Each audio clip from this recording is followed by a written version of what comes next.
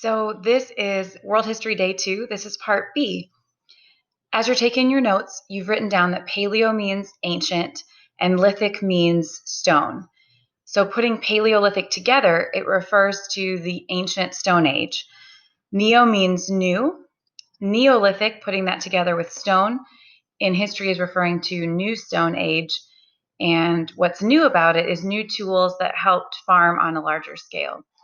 All the ancient civilizations that we're going to look at became possible due to the channeling of water, which we call irrigation. Now, I do need to tell you that paleo and neo are recent distinctions, and sadly, a lot of historians use this to try to categorize lesser humans of prehistory. And we talked about how you don't have to accept that certain people are lesser than other people. The classic distinctions that have been used by historians for centuries and even more than 1,000 years are simply Stone Age, Bronze Age, and Iron Age.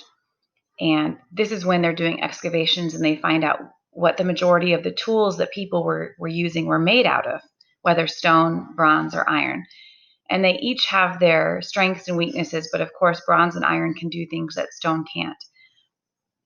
And something that's good to keep in mind is that these innovations were used in different times in different places.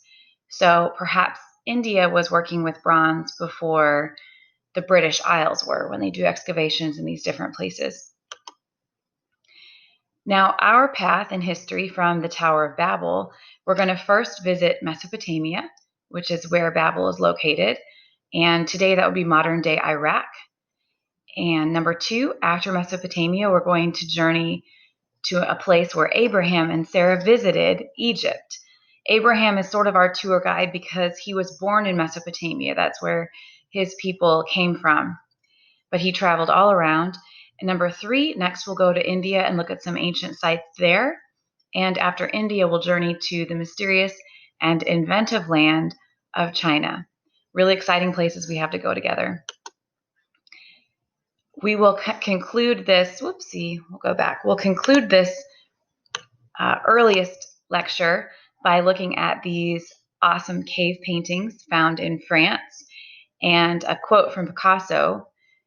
So Picasso says after seeing this, we have learned nothing after seeing these paintings. So I don't know if he's saying as artists, as people, God has made people to be artists, and just using perspective and kind of how we draw, that leaves a record for others to show what's important to us and to kind of communicate in that way.